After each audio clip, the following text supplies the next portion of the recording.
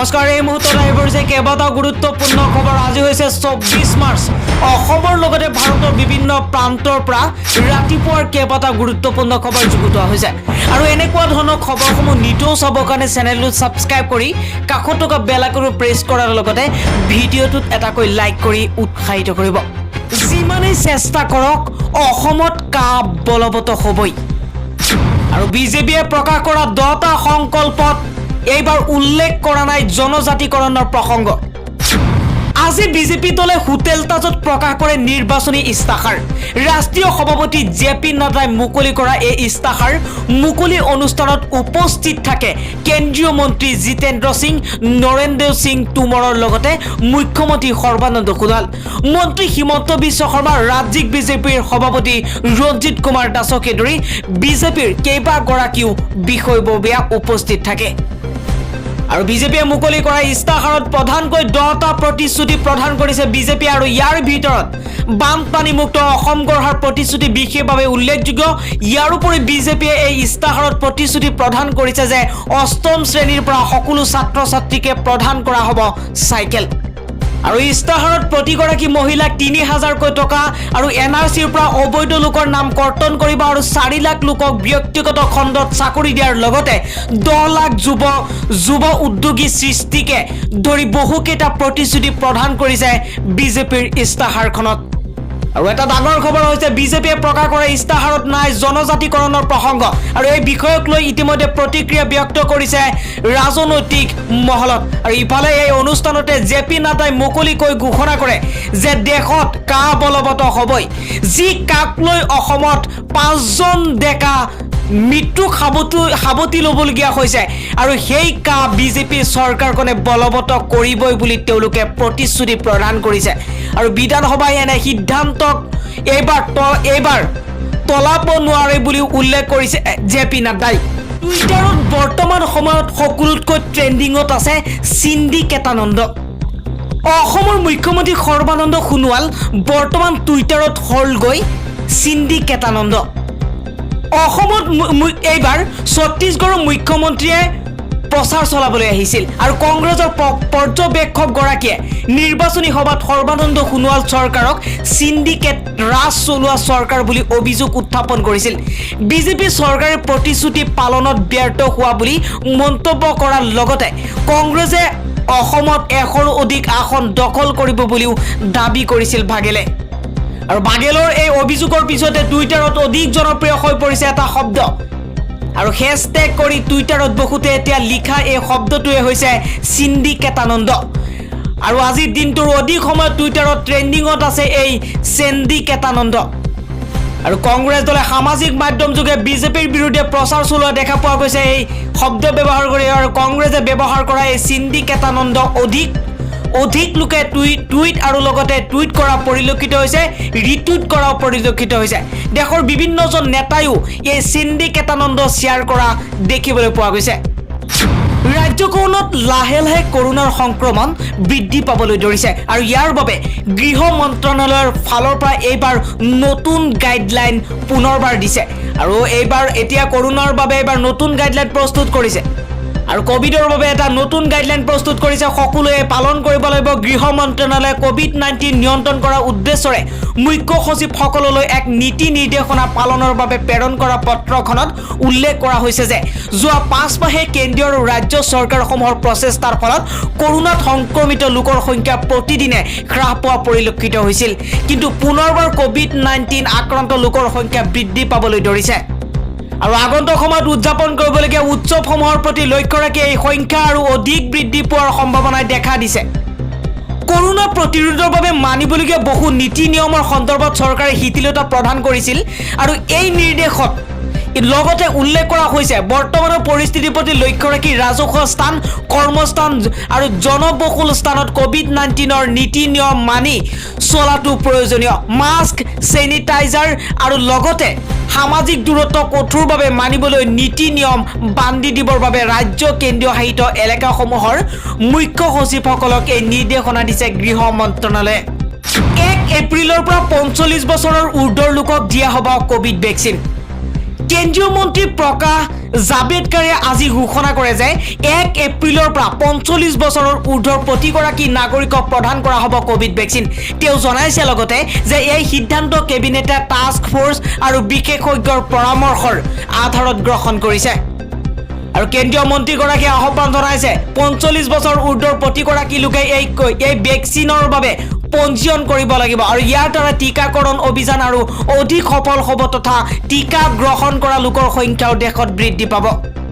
আৰু এবাৰ লকডাউনৰ সম্ভাৱনাৰ সন্দৰ্ভতো জাভেদকাৰে কয় যে যি কেইখন ৰাজ্যত কৰোনাৰ সংক্ৰমণৰ সংখ্যা বৃদ্ধি পাবলৈ ধৰিছে সেই ৰাজ্যসমূহৰ সৈতে কেন্দ্ৰীয় চৰকাৰে আলোচনা অব্যাহত ৰাখিছে আৰু চৰকাৰে সেই ৰাজ্যসমূহত প্ৰয়োজন ব্যৱস্থা গ্ৰহণ কৰিছে আৰু পৰিস্থিতি শীঘ্ৰেই নিয়ন্ত্ৰণ কৰা হ'ব। 70 বছৰ শাসন কৰি এতিয়া কাম কৰাৰ গ্যাৰাণ্টি দিছে কংগ্ৰেছে। ঢেকীয়াজুলিত কংগ্ৰেছক এবাৰ খুৰদাৰ সমালোচনা কৰিছে মন্ত্ৰী হিমন্ত বিশ্ব শৰ্মাই। আৰু আজমলক লৈ কি ক'লে মন্ত্ৰী হিমন্ত বিশ্ব শৰ্মাই? ঢেকীয়াজুলিত বিজেপিৰ নিৰ্বাচনী সভাত মন্ত্ৰী ডক্টৰ হিমন্ত বিশ্ব শৰ্মাই নিজৰ ভাষণত ৰাহুল গান্ধী আৰু আজমলক তীব্ৰ কটাক্ষ কৰি কয় কংগ্ৰেছৰ নিৰ্বাচনী বেনাৰ পোষ্টাৰত প্ৰাৰ্থীসকলৰ ফটো আঁতৰাই দিলে পিছফালে দেখিব আজমলক। আৰু বৰ্তমান সময়ত মন্ত্ৰী ডক্টৰ হিমন্ত বিশ্ব শৰ্মাৰ আজমলৰ মূল ইছ্যু হৈ পৰিছে বৰ্তমান মুছলমান আৰু আজমল। ৰাহুল গান্ধীয়ে কৈছে বদৰুদ্দিন আজমলক বেয়া কথা ক'ব নাপায়, তেওঁ অসমৰ সমন্বয়ৰ প্ৰতীক। যদি আজমল সমন্বয়ৰ প্ৰতীক তেনেহ'লে গুৰুজনা শংকৰদেৱ আৰু লগতে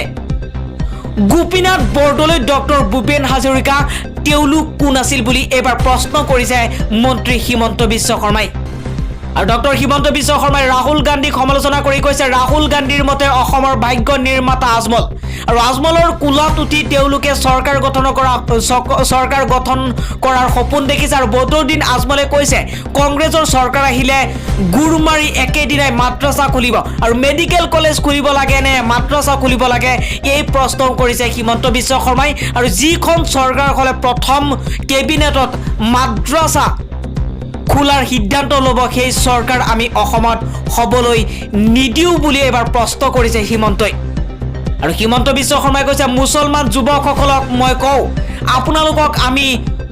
ডক্টৰ ইঞ্জিনিয়াৰ বনাব বিচাৰোঁ আৰু আজমলে আপোনালোকক মৌলানা বনাব বিচাৰে ক'লে মন্ত্ৰী হিমন্ত বিশ্ব শৰ্মাই। আৰু ইয়াৰ পাছতে বিভিন্নজনে প্ৰতিক্ৰিয়া ব্যক্ত কৰিছে যে অসমৰ 30% মুছলমানৰ ভোট নালাগে বুলি প্ৰত্যক্ষভাৱে ছ'চিয়েল মিডিয়াত এই কথা স্পষ্টভাৱে কৈছিল হিমন্ত বিশ্ব শৰ্মাই। কিন্তু আজি হিমন্ত বিশ্ব শৰ্মাই মুছলমান অধ্যুষিত অৰ্থাৎ মুছলমান য'ত মুছলমানৰ সংখ্যা বেছি সেইবোৰ এলেকাত গৈ মুছলমানক আকৰ্ষণ কৰিবৰ কাৰণে মুছলমানৰ ভোট বেংক মুছলমানৰ ভোট ল'বৰ কাৰণে হিমন্ত বিশ্ব শৰ্মাই তেওঁৰ কথাৰ হাল সলনি কৰিছে বুলি ব্যক্ত কৰিছে। আৰু আজমলক এবাৰ কটাক্ষ কৰি মন্ত্ৰীগৰাকীয়ে কয় বদৰুদ্দিন আজমলে কৈছে তেওঁলোকৰ চৰকাৰ আহিলে যিমান পাৰে সন্তান জন্ম দিব পাৰে। এবাৰ এটাৰ পাছত এটাকৈ বদৰুদ্দিন আজমলক কথাৰ প্ৰসংগৰে হিমন্ত বিশ্ব শৰ্মাই সমালোচনা কৰিছে। আৰু হিমন্ত বিশ্ব শৰ্মাই কৈছে মহিলাসকল সন্তান জন্ম দিয়া যন্ত্ৰ নেকি বুলি এইবাৰ গোটেই নাৰী জাতিক অপমান কৰিছে হিমন্তই। আৰু আজমলক আমি খং নহয় ঘৃণাহে কৰোঁ বুলি এবাৰ হিমন্তই এই কথা উল্লেখ কৰিছে। আৰু এটাৰ পাছত এটাকৈ বিতৰ্কিত মন্তব্য কৰিছে হিমন্ত বিশ্ব শৰ্মা। আৰু ইপিনে মন্ত্ৰী হিমন্ত বিশ্বই ভাষণত কংগ্ৰেছৰ গেৰাণ্টি আঁচনিকো তীব্ৰ কটাক্ষ কৰে। কংগ্ৰেছে এইবাৰ নিৰ্বাচনত গেৰাণ্টিৰ বজাৰ পাতিছে বুলি মন্তব্য কৰিছে মন্ত্ৰীগৰাকীয়ে। তেওঁ কয় 70 বছৰ কংগ্ৰেছে শাসন কৰি এতিয়া কাম কৰা গেৰাণ্টি দিয়াটো হাস্যকৰ বুলি কৈছে আৰু ৰাজনীতিত গেৰাণ্টিৰ কোনো মূল্য নাই বুলি এবাৰ উল্লেখ কৰিছে মন্ত্ৰীগৰাকীয়ে। বাগানৰ মালিকে 218 টকা নিদিলে 2 মে'ৰ পৰা বিজেপি চৰকাৰে দিব 350 টকা মজুৰি আৰু এই কথা উল্লেখ কৰিছে আজি হিমন্ত বিশ্ব শৰ্মাই। আৰু মে'ৰ 2 তাৰিখৰ পৰা বিজেপি চৰকাৰে দিব এইবাৰ বাগানৰ শ্ৰমিকসকলক 350 টকাৰ মজুৰি। আৰু প্ৰথম পৰ্যায়ৰ নিৰ্বাচনত ভোট গ্ৰহণলৈ মাজত মাত্ৰ 3টা দিন থকা অৱস্থাত ক্ৰমাৎ আকৰ্ষণীয় হৈ পৰিছে নিৰ্বাচনী প্ৰচাৰ। আৰু এটাৰ পাছত এটাকৈ প্ৰতিশ্ৰুতি প্ৰদান কৰিছে প্ৰতিটো ৰাজনৈতিক দলে। আৰু সাহস বিৰোধী বিভিন্ন শীৰ্ষ নেতাই নিজৰ নিজৰ প্ৰাৰ্থীৰ হৈ প্ৰচাৰ চলাই থকাৰ মাজতে এইবাৰ বিয়লি 102 নং তিয়ক বিধানসভা সমষ্টিত বিজেপিৰ মিত্ৰজোঁটৰ অগপ প্ৰাৰ্থী ৰেণুপমা ৰাজখোৱাৰ হৈ নিৰ্বাচনী প্ৰচাৰ চলাই অসমৰ স্বাস্থ্যমন্ত্ৰী তথা নেডাৰ আহ্বায়ক ডক্টৰ হিমন্ত বিশ্ব শৰ্মাই। আৰু ডক্টৰ হিমন্ত বিশ্ব শৰ্মাই কৈছে লগতে পুনৰ চৰকাৰখনে মাইক্ৰ' ফাইনেন্সৰ ধন চৰকাৰে পৰিশোধ কৰাৰ আশ্বাস প্ৰদান কৰে আৰু সভাৰ অন্তত সাংবাদিকত হোৱা কথা বতৰাত মন্ত্ৰীজনে অনাগত সময়ত বাগানৰ মালিকসকলে যদি শ্ৰমিকক 218 টকা প্ৰদান নকৰে তেন্তে 2 মে'ৰ পৰা 350 টকা মজুৰি চৰকাৰৰ পৰা প্ৰদান কৰা হ'ব বুলি এই প্ৰতিশ্ৰুতি প্ৰদান কৰিছে। এইবাৰ ধৰ্মীয় সংখ্যালঘু ভাই ভনীৰ ওচৰত ভোট ভিক্ষা কৰিছে দিলীপ শইকীয়াই। ধৰ্মীয় সংখ্যালঘু ভাই ভনীয়ে উন্নয়নৰ স্বাৰ্থত বিজেপিক সমৰ্থন কৰিব বুলি এবাৰ দিলীপ শইকীয়াই ভোট ভিক্ষা খুজিছে। যিখন চৰকাৰৰ মন্ত্ৰীয়ে কয় মুছলমানৰ ভোট নালাগে, 30% মুছলমানৰ ভোট নালাগে, চাচা মাৱাৰ ভোট নালাগে, সেই চৰকাৰৰ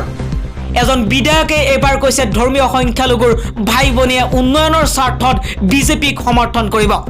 আৰু এবাৰ দিলীপ শইকীয়াই এই কথা স্পষ্টভাৱে কৈছে আৰু ধৰ্মীয় সংখ্যালঘু ভাই ভনীয়ে এইবাৰ ভাৰতীয় জনতা পাৰ্টীৰ মিত্ৰজোঁটক উন্নয়নৰ স্বাৰ্থত সমৰ্থন কৰিবলৈ গোপনে সিদ্ধান্ত লৈছে বুলি উল্লেখ কৰিছে। আৰু নলবাৰী জিলাৰ এবাৰ বাসুদেৱ দেৱাল প্ৰাংগণত এবাৰ নলবাৰী মণ্ডল সমিতিৰ উদ্যোগত ভাৰতীয় জনতা পাৰ্টী আৰু মিত্ৰজোঁটৰ প্ৰাৰ্থী জয়ন্ত মল্ল বৰুৱা এখন নিৰ্বাচনী সভাত উপস্থিত থাকি এই মন্তব্য কৰিছে সাংসদ তথা বিজেপিৰ ৰাষ্ট্ৰীয় সাধাৰণ সম্পাদক দিলীপ শইকীয়াই। আৰু লগতে দিলীপ শইকীয়াই এই বুলিও কয় যে উজনি অসমত প্ৰথম পৰ্যায়ৰ নিৰ্বাচনত 47খন আসনৰ 2-3খন আসনত তুমুল প্ৰতিদ্বন্দ্বিতা হ'ব আৰু ইয়াৰে 95% আসন ভাৰতীয় জনতা পাৰ্টীয়ে দখল কৰিব বুলি উল্লেখ কৰিছে।